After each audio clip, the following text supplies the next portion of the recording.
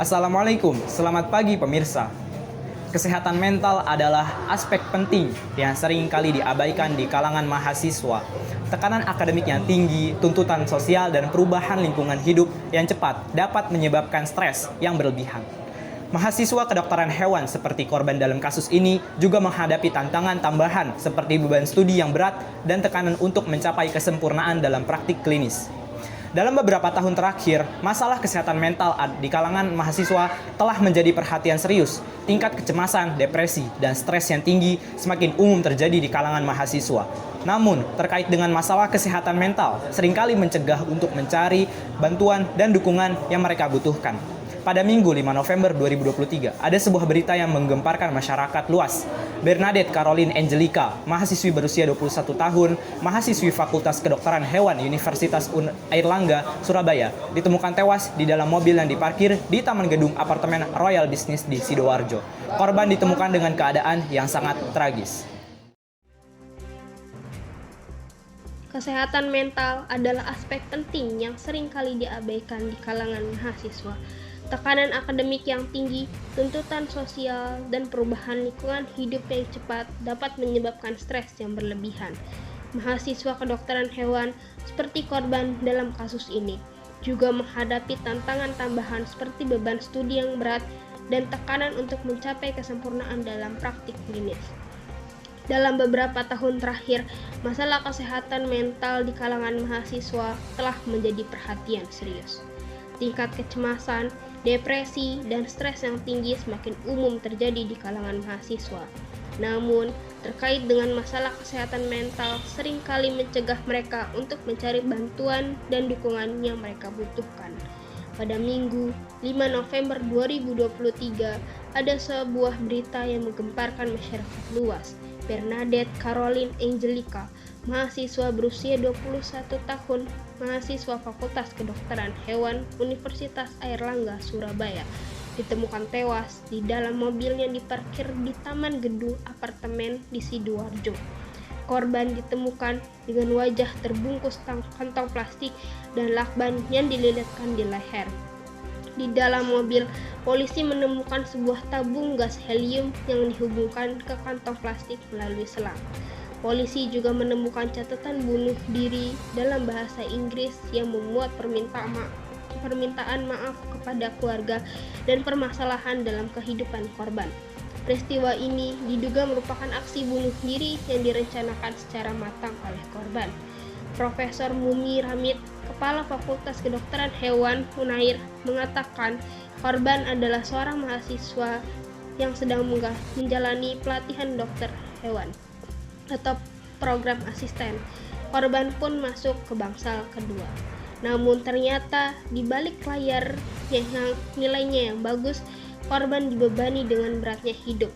Dalam surat wasiatnya, korban mengaku depresi, kesepian, dan tidak bahagia. Korban juga mengungkapkan rasa bersalahnya karena merasa tidak bisa memenuhi harapan orang tuanya. Kematian korban adalah sebuah tragedi yang menggugah hati nurani kita semua. Bagaimana mungkin seorang mahasiswa yang masih muda, cerdas, dan berbakat harus mengakhiri hidupnya dengan cara yang tragis? Apa yang membuat korban merasa tidak ada jalan keluar selain bunuh diri? Dan siapa yang bertanggung jawab atas kematian korban? Kasus ini menunjukkan betapa pentingnya minat dan dukungan keluarga, sahabat, dan masyarakat.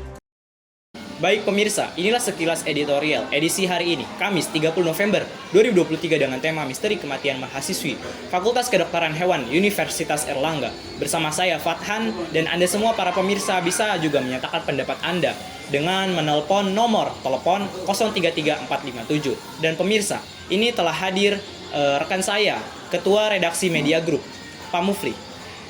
Baik Pak Mufli, bagaimana kabarnya? Alhamdulillah baik. Bapak sendiri bagaimana kabarnya? Alhamdulillah. Oke. Baik, berita hari ini judulnya sangatlah tajam.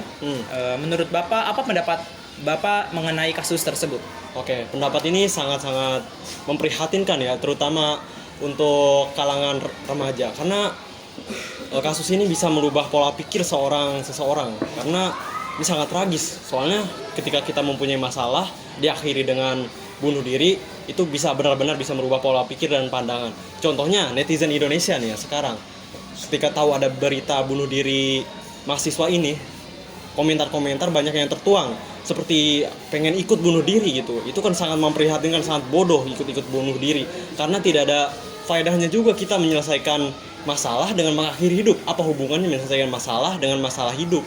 Tidak boleh disatukan. Oke, seperti itu. Oke Pak, baik. Hal apa yang membuat seorang mahasiswi tersebut melakukan perilaku yang sepantasnya tidak dilakukan?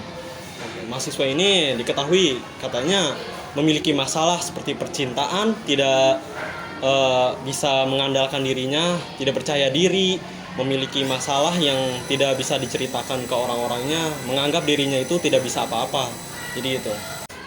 Baik, saran dan harapan Bapak mengenai kasus ini seperti apa ya Pak? Oke, saran dan harapan saya ketika kita memiliki masalah, memiliki konflik, kita sebaiknya mencari seseorang untuk bercerita, melampiaskan apa yang kita rasakan dengan bercerita kepada seseorang di sekitar kita. Jangan merasakan sendiri, karena kesendirian itu bisa mengundang hasutan setan yang tidak baik. Oke. Jadi saran saya ketika anak-anak yang masih memiliki orang tua, jangan segan-segan untuk meminta bimbingan orang tua kalian selagi masih ada. Karena anak itu tergantung bagaimana didikan orang tua, dan orang tua juga mendidik anaknya tidak harus dari masa dini sampai kita dewasa pun kita harus mendidik anak kita juga. Karena pergaulan anak muda itu bisa berubah-berubah tergantung moodnya. Kadang bisa salah pergaulan, kadang bisa benar. Itu tergantung bagaimana diri kita sendiri. Oke, jadi harapan saya untuk ketika kita mengalami masalah, berceritalah paling tepatnya kepada orang tua kita. Kalau orang tua kita merasa tidak nyaman, lebih egois gitu. Orang tua kan terkadang rasanya lebih egois, merasa tidak mengerti anaknya. Banyak orang tua yang tidak mengerti anaknya. Kita bisa lampiaskan dengan cara refreshing, karena dunia ini masih sangat luas ya pastinya. Jangan, sayang sekali kalau misalnya tidak bisa menikmati dunia ini dengan diakhiri begitu saja, sangat sayang sekali. Apalagi kita tinggal di Indonesia. Indonesia kan memang banyak sekali hiburan ya. Daripada kita banyak masalah, mengakhiri hidup yang tidak ada bergunanya, merugikan keluarga dan sekitarnya, lebih baik kita refreshing lah kalau tidak memiliki teman cerita atau siapapun. Oke, begitu harapan saya dan saran. Oke, baik pemirsa, saya Fathan. Terima kasih Anda telah menyimak sekilas editorial untuk siang ini. Jaga kesehatan Anda dan jaga nurani Anda. Selamat siang dan sampai jumpa.